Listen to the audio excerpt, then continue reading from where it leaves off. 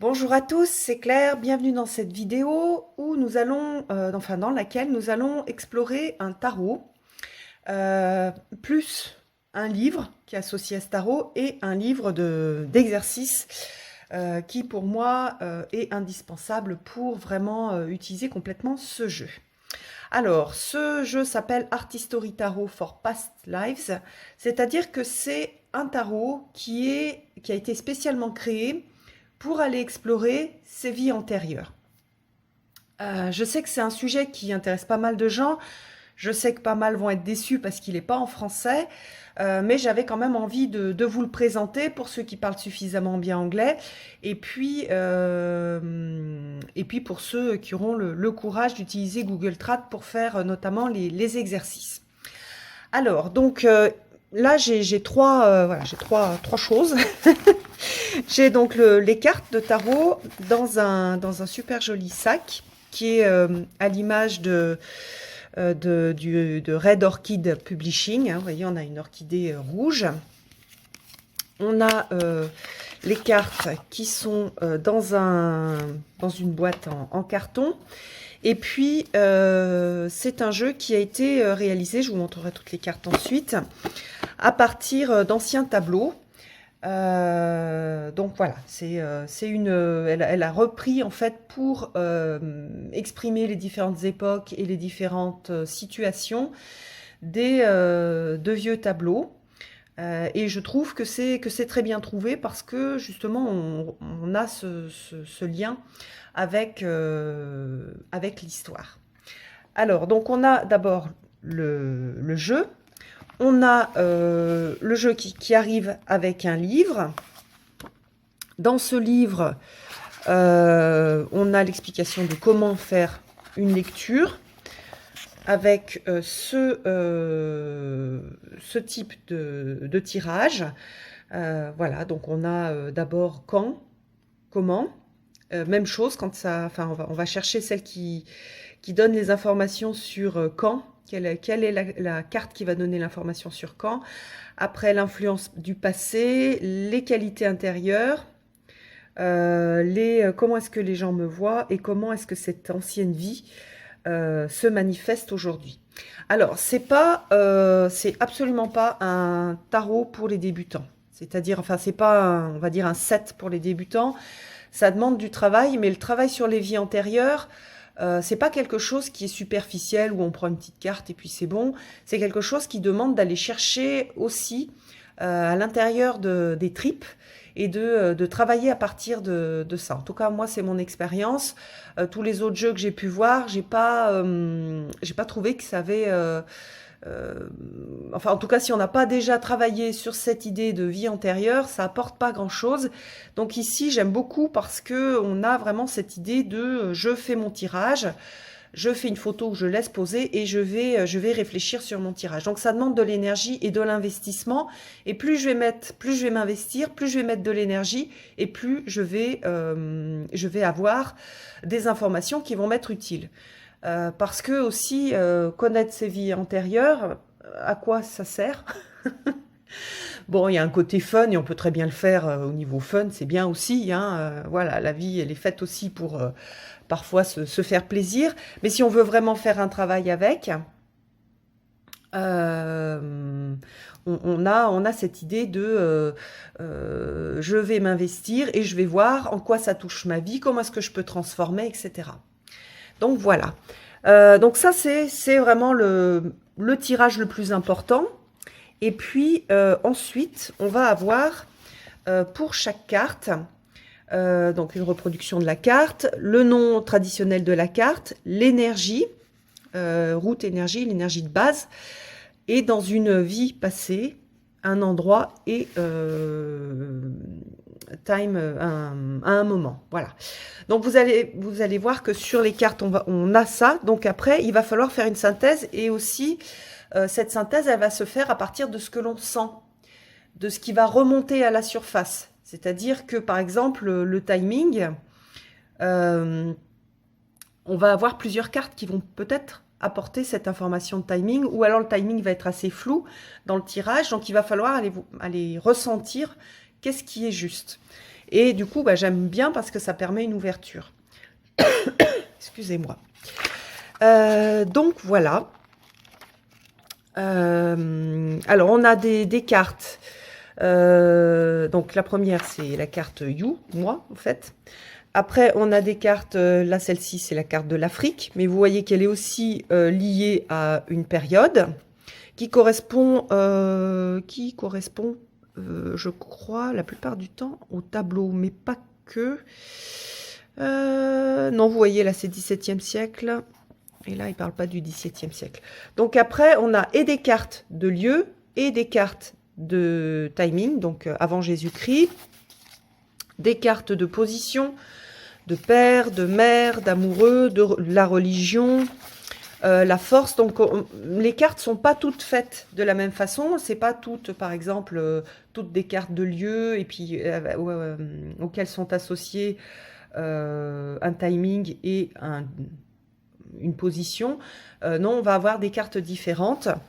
Et donc, en fonction de là où elles vont se trouver, on va prendre plutôt le nom de la carte ou on va plutôt aller voir le timing. Sachant que, par exemple, quand dans le tirage, on va avoir une carte de timing comme celle-ci, 18e siècle, c'est elle qui va prévaloir, qui va être la plus importante lorsqu'on va faire le tirage. C'est-à-dire, il y a beaucoup plus de chances que ce soit au 18e siècle. Voilà, et si j'ai prison aussi, qui est le 19e siècle, bon ben voilà, ça sera plutôt prison au 18e siècle. Donc voilà, ça c'est comment dire, c'est la base du travail. Donc un type de tirage qui va permettre d'accéder à une vie, voilà, à une vie antérieure. On en a tous eu beaucoup, donc à chaque tirage on va accéder à une vie. Oups. On en a tous eu beaucoup, donc à chaque tirage, on va accéder à une vie antérieure et comment est-ce qu'elle nous affecte. Ce qu'elle a fait, c'est ce livre-là que je trouve super bien. D'ailleurs, j'ai un peu traîné pour vous faire la review parce que je voulais avancer sur le livre, mais ça prend du temps et je trouve que ça brasse un peu. Donc, j'ai pas attendu d'avoir terminé, mais je vais vous montrer quand même ce livre-là que je trouve super, super bien fait. Donc, c'est en fait un programme, 21 jours pour se comprendre à travers ce prisme des vies antérieures. Donc, Mélanie Eva Henson, qui est l'auteur, elle travaille là-dessus, hein, c'est-à-dire qu'elle fait des consultations aussi pour accéder à ce type d'informations. Donc, on a dans ce livre-là, en fait, 2 fois le workbook. C'est-à-dire, elle l'a remis une deuxième fois pour pouvoir refaire le travail, si on a envie, directement sur le workbook. Alors, moi, j'ai fait sur un autre cahier pour vous le montrer, et puis qui reste neutre. Mais on peut le faire directement. Et comme c'est un gros travail, je pense que ça peut être intéressant de garder en fait une trace propre du travail que vous allez faire. Alors, il y a toute une partie au départ sur comment est-ce qu'on se prépare, les types de rituels, et puis aussi, et ça j'ai trouvé passionnant, une partie sur on va se poser des questions pour se situer et pour voir un petit peu au niveau de nos croyances, où est-ce qu'on en est et qu'est-ce qui est important pour nous et qu'est-ce qu'on pense être juste parce que parfois on a quelque chose d'assez flou et de le remettre sur papier et de le clarifier, c'est super intéressant. Par exemple, quelles sont les mémoires que vous avez de vous sentir en paix au niveau spirituel ou de se sentir sentir une forte connexion avec Dieu. Donc avec Dieu ou avec le divin, hein, on n'est pas. Après, on va le mettre. On peut transformer un peu les mots s'il y a des mots qui nous gênent. Donc voilà, et ça permet de se poser, d'aller réfléchir. Quand est-ce que je me suis sentie en paix au niveau spirituel, ou quand est-ce que j'ai senti que j'avais une forte connexion à Dieu, ou quand est-ce que habituellement, je sens cette forte connexion au tout, à Dieu, etc. Donc, par exemple, pour moi, c'est des moments où j'ai pu faire des méditations particulières, ou alors des moments où je me suis connectée à la nature. Quelle prière ou langage spirituel qui viennent de mon enfance sont encore bien, enfin me font me sentir bien en fait quand je les entends ou quand je les dis. Donc par exemple pour moi, même si j'étais longtemps fâchée contre la religion catholique, puis que je fais pas partie de la famille des catholiques, mais j'utilise certains archétypes. C'est je vous salue Marie, ça voilà, c'est une prière en fait qui est importante pour moi. Quel langage reflète ma perception, mon image idéale de Dieu, etc. Donc on va aller explorer notre relation avec le mystérieux, avec l'au-delà. Et donc on a des tas de questions avant de commencer à travailler avec les vies antérieures. Par exemple, là, on a les anges, les archétypes, les dieux, les déesses avec lesquels on aimerait bien développer une relation. Voilà. Donc, et ensuite, on va avoir des petits textes à remplir, par exemple, pour faire pour préparer en fait le rituel et le travail avec les cartes et donc cette énergie ancestrale. Donc, elle nous guide petit à petit. Donc, vous voyez, en fait, toutes ces petites questions, c'est pour faire une prière, c'est pour créer une prière, c'est pour nous aider. Elle prémâche en fait tout le travail pour créer une prière. On peut aussi créer sa prière soi-même d'une façon différente. Donc voilà, ensuite on a la place pour noter le premier travail que l'on aura fait. Et puis on va faire des exercices, voilà, là en 2 cartes. On va évaluer comment est-ce qu'on se sent. Donc ça on le fait au début, on le fait à la fin aussi. Comment est-ce qu'on se sent et comment est-ce que c'est facile ou difficile d'interpréter, quels sont voilà, on va enregistrer ça. Donc on va noter sur une échelle de 1 à 10, au niveau émotionnel, comment est-ce qu'on se sent, etc. Au niveau du langage, voilà. Et en fait, chaque fois, est-ce qu'on ressent des émotions ou alors qu'on reste froid en fait, ou alors qu'on va penser, bah non, c'est juste des cartes en carton. Donc ça permet aussi, quand on commence ce type de travail, d'évaluer comment est-ce que comment ces 21 jours ont affecté, ont amélioré ma façon de comprendre le jeu et de comprendre les tirages. Alors, c'est vrai que j'ai dit que c'est pas du tout pour les débutants, c'est pas pour les grands débutants. Par contre, pour des gens qui ont l'habitude de travailler au niveau mystique ou au niveau psychologique, par contre, vous allez tout de suite pouvoir travailler avec. Hein. C'est pas voilà, quand on est débutant, qu'on n'a jamais fait de travail sur soi et qu'on commence juste avec le tarot, ça risque d'être un petit peu compliqué. Par contre, si on a des connaissances dans l'un ou dans l'autre, là on a la possibilité en fait de faire un travail super intéressant avec ce workbook.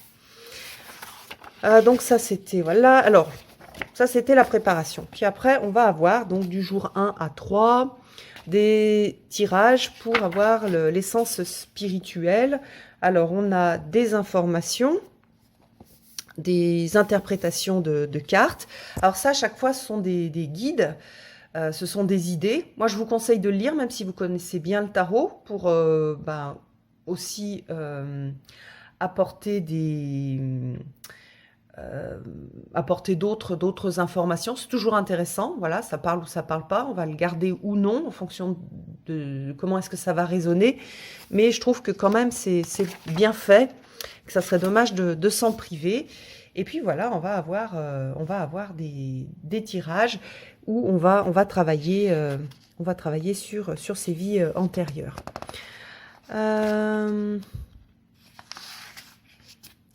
Donc c'est bien présenté. Donc là, par exemple, qu'est-ce que c'était? C'était le tirage de l'essence spirituelle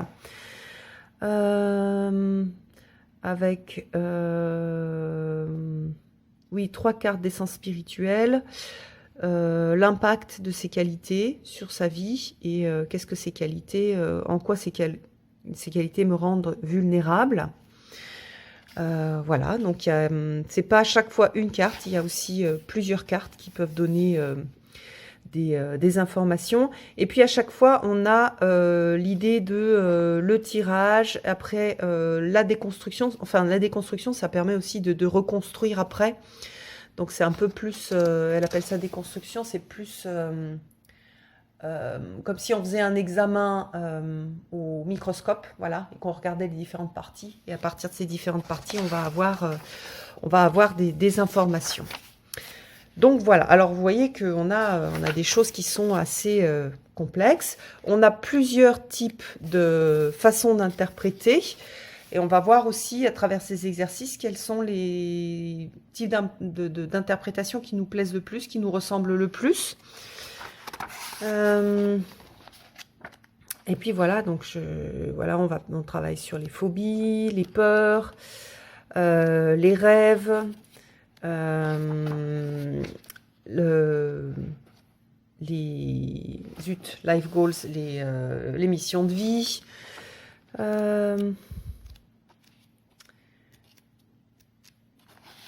Est-ce qu'il y a la liste au départ? Juste pour vous montrer. Ah voilà. Donc, des tirages pour montrer les blocages spirituels, des tirages sur les relations, des tirages donc sur les phobies et les peurs, je vous l'ai dit, sur les rêves et sur les missions de vie. Oui, je vous avais tout dit. Donc voilà. À la fin, on a des pages pour pouvoir travailler sur ses rêves. Donc ça, on peut les photocopier si on ne veut pas écrire directement dans le livre. Et puis voilà. Alors maintenant, je vais vous montrer les cartes. Je ne les ai pas reclassées dans l'ordre. C'est un jeu qu'on peut aussi utiliser comme un tarot classique. Moi, je ne le fais pas, en fait. J'aime moins l'utiliser en tarot classique. Je l'utilise vraiment que pour faire ce travail sur les vies antérieures. Donc là, vous voyez, on a l'impératrice. Alors, à chaque fois, on a la référence du tableau. Et puis voilà, le nom, impératrice. Et c'est la mère. Donc ça, c'est le nom traditionnel en tarot. Et ici, c'est le nom dans ce jeu-là. Hop, je vais voir un petit peu. Voilà. Alors, donc en fait, vous allez reconnaître, si vous connaissez le tarot, des mots-clés qui ressemblent à la carte. Par exemple, ici, la carte de course, c'est le roi d'épée, de swords. Là, on a la peinture. Donc, du coup, aussi avec une date. Et on a l'homme rationnel. Donc, c'est la pensée rationnelle, le roi d'épée. Ici, on a le 8 de coupe. C'est le fait de s'abandonner. Et puis, même chose, à chaque fois, on va avoir le tableau. Ici, on n'a pas de lieu. On a juste une date. Enfin, bon, et la référence du tableau. Alors, on a des styles qui sont très différents. On n'a pas... J'avais tout remis... j'avais reclassé. Enfin, j'ai passé pas mal de temps à travailler sur qu'est-ce qu'elle avait mis. Qu'est-ce qu'il y avait comme type de représentation de lieu ou de dates? Est-ce qu'il y avait plus de dates récentes, plus de dates anciennes? Au niveau des lieux, tout n'est pas présenté non plus parce que c'est assez complexe. Et puis après, je me suis dit qu'il fallait que je lâche prise aussi, que j'arrête mon investigation rationnelle et que je pense qu'il faut le prendre tel qu'il est sans forcément tout analyser.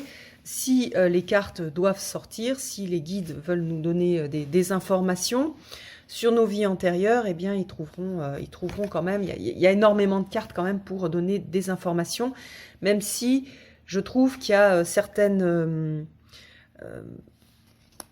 il y a certaines cultures qui sont beaucoup représentées et d'autres moins. Et comme c'est un jeu universel, par exemple, moi j'aurais aimé avoir plus de culture du pourtour méditerranéen, puisque c'est de là d'où je viens, et que je pense, enfin dans ma croyance, on va souvent, en tout cas dans les incarnations précédentes, souvent on a été et avec les mêmes personnes et dans des environnements qui sont proches. Parce qu'on continue en fait à bosser sur les mêmes sujets et souvent c'est, alors c'est pas à chaque fois, mais très souvent on se retrouve dans ces mêmes environnements. Par exemple, si moi j'ai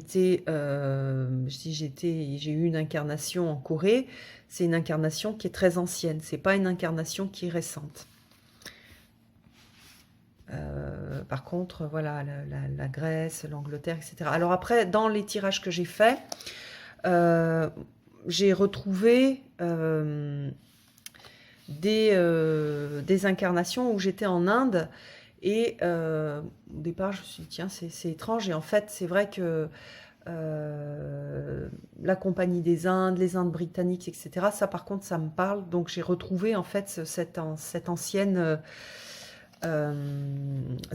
incarnation à travers ça. Donc parfois c'est aussi, on n'est pas né en Inde, on a fait partie des peuples qui ont colonisé des parties du monde. Donc voilà. Donc vous voyez à chaque fois hein, la carte, le nom du tableau et puis la date. Pas forcément donc de lieu à chaque fois. Donc, ce que j'ai trouvé intéressant, c'est toutes les... voilà, sur les lieux, j'aurais aimé que ce soit organisé différemment, mais par contre, sur les types de personnes que l'on a pu être, et ça, c'est quand même super intéressant, hein, c'est-à-dire une femme qui est en vue. Bon, là, c'est l'Asie. Donc voilà, il y a pas mal de choses sur l'Afrique. Alors attendez, oui, je termine. Non, je termine pas, je dis ce que je voulais dire sur l'Afrique. En Afrique, il y a certains pays qui ont été... par exemple, ici, on a le Congo. Mais on va pas avoir, je sais pas, le Tchad. Voilà, on va avoir le Congo, on va pas avoir, je sais plus s'il y a le Botswana ou le Zimbabwe. Donc c'est... pour moi, il y a des endroits où c'est très précis. Et ce que je vais prendre, c'est cette carte-là. Elle est pour moi, c'est pas vraiment le Congo, c'est le Congo et autour du Congo. Et donc, c'est une partie de l'Afrique. Voilà, c'est ce que je voulais dire. C'est comme ça que moi, je l'ai interprété. Parce que sinon, j'étais frustrée qu'il y ait certains pays bien précis, ou alors certaines villes même précises, alors qu'il n'y avait pas d'autres villes.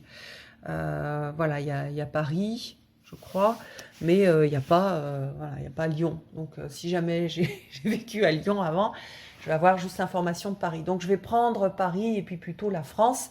Et ce qu'il faut bien voir, c'est que faire un jeu exhaustif, c'est impossible. C'est-à-dire, il y a une diversité et de rôles, et de lieux, et de périodes aussi. Pour avoir quelque chose de super précis, c'est complètement impossible. Il faudrait un jeu de je ne sais pas combien de milliers de cartes. Donc là, c'est ce qui est intéressant, c'est que et les illustrations et les propositions qu'elle donne vont ouvrir une sorte de porte. Et si, lorsque vous voyez l'illustration, la ville, etc., il y a quelque chose qui vous vient qui n'est pas exactement du domaine de la carte, c'est ça qui est juste en fait. Hein. Vous allez aller, parce qu'on va chercher à l'intérieur de soi, dans la partie mystérieuse, hein, c'est mystérieux, c'est ce travail avec les vies antérieures, il y a pas... c'est pas, comment dire, c'est absolument, on n'est pas sur quelque chose de logique, quelque chose de prouvé, etc. On est sur quelque chose de l'ordre de la magie, entre guillemets, et du ressenti.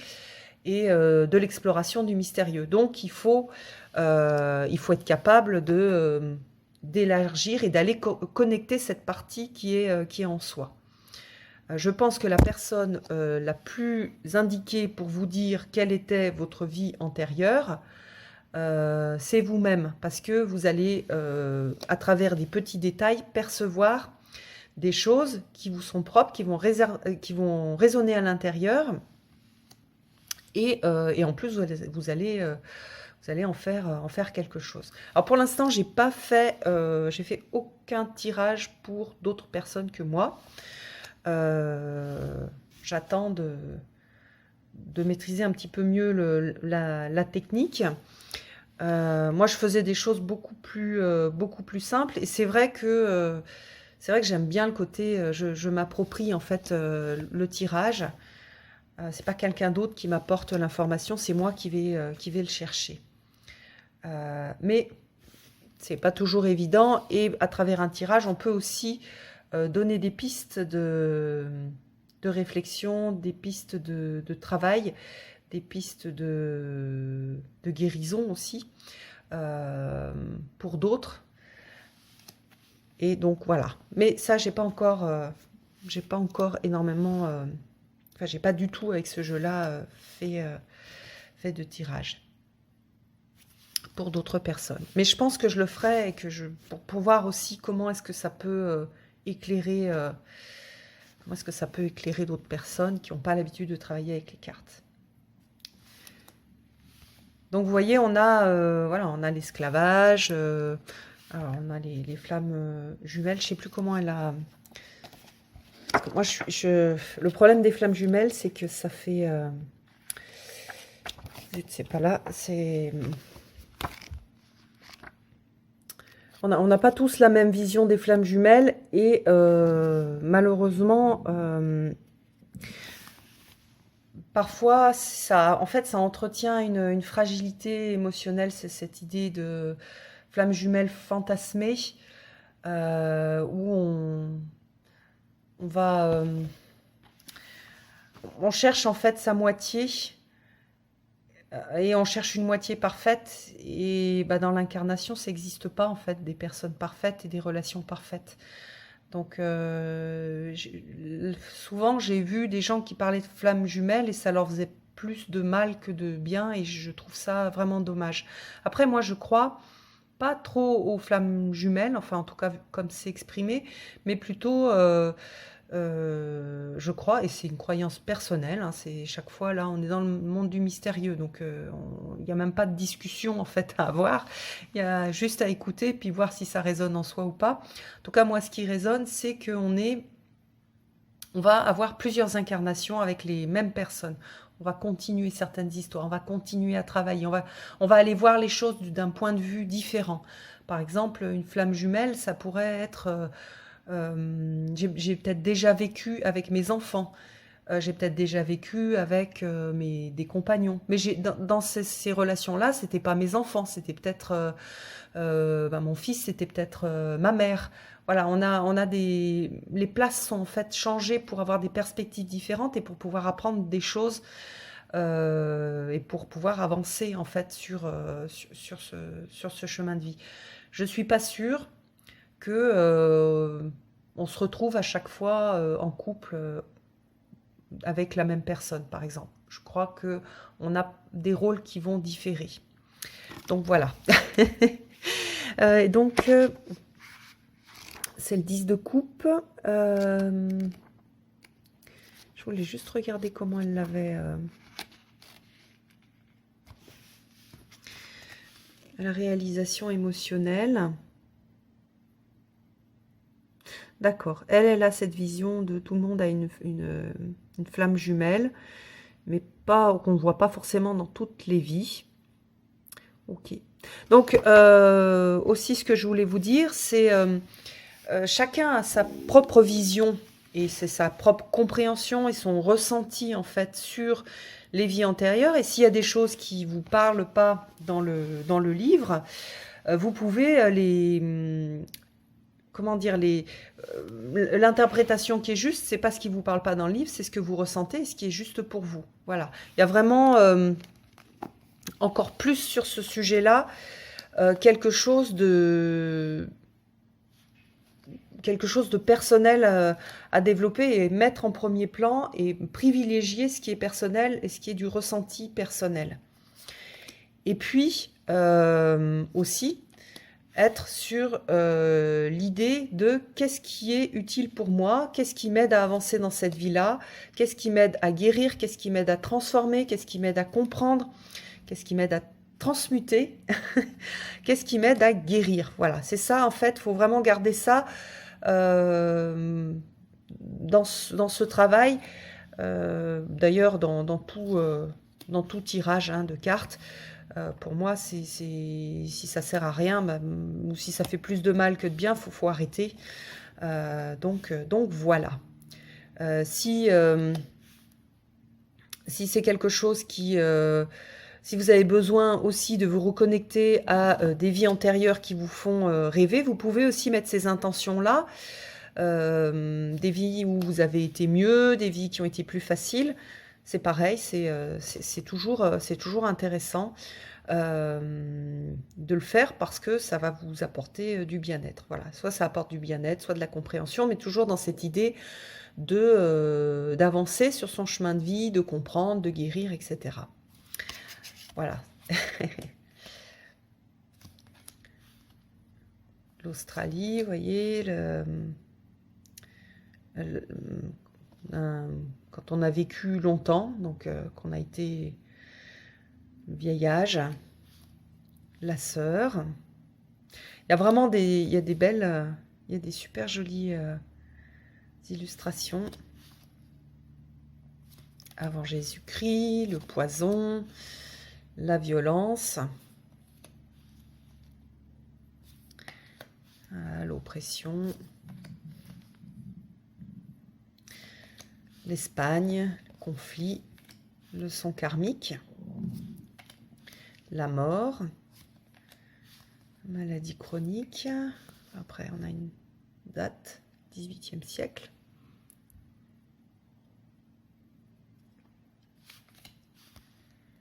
Mort prématurée,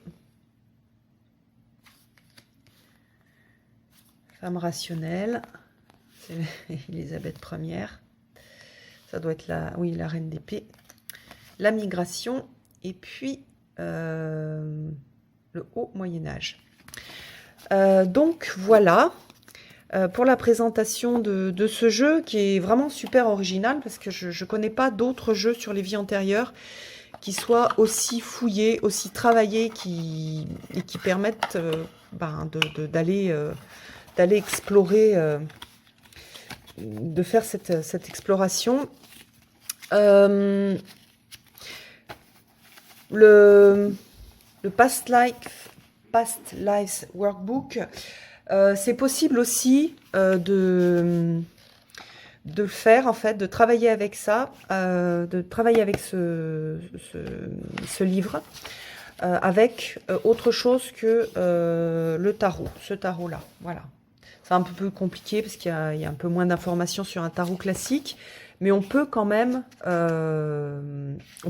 travailler avec ce livre-là, avec un autre tarot. Donc, si c'est plutôt ce travail-là qui vous intéresse, vous pouvez, dans un premier temps, peut-être juste prendre ce workbook et faire ce travail, quitte à développer un jeu personnel ou une interprétation personnelle du tarot. Mais il y a toute une partie, en fait, où, avec les significations du tarot, on va avoir des informations. Le 10 d'épée, on va avoir les informations de... voilà, on voit bien qu'il y a eu des grosses blessures avec le 10 d'épée dans la vie antérieure. Le 2 de coupe, on a cette idée d'amitié et de lien. Donc, il y a déjà beaucoup d'informations dans le tarot classique. Là, elle a adapté et elle a fait un tarot pour elle. D'ailleurs, je crois qu'au début, elle a vraiment fait ce travail pour elle, pour pouvoir faire des tirages pour les autres et pour elle-même. Mais avec un tarot classique, on peut aussi travailler avec le workbook pour commencer, ce travail. Voilà, j'espère que ça vous aura intéressé. En tout cas, moi, je suis contente de vous l'avoir présenté, parce que c'est vraiment une, comment dire, un peu un ovni dans le, dans le paysage du tarot. Et du coup, voilà, c'est chouette. Puis je crois qu'elle a des origines françaises, donc elle était hyper contente de m'envoyer son jeu. Donc je la remercie vraiment beaucoup pour tout ce travail qu'elle a fait. Il y a vraiment, on sent qu'il y a vraiment un truc un peu costaud qui a été fait autour de ce workbook notamment, je trouve, et puis bien sûr aussi du jeu. Et puis voilà, je vous donne rendez-vous pour une prochaine vidéo. À bientôt!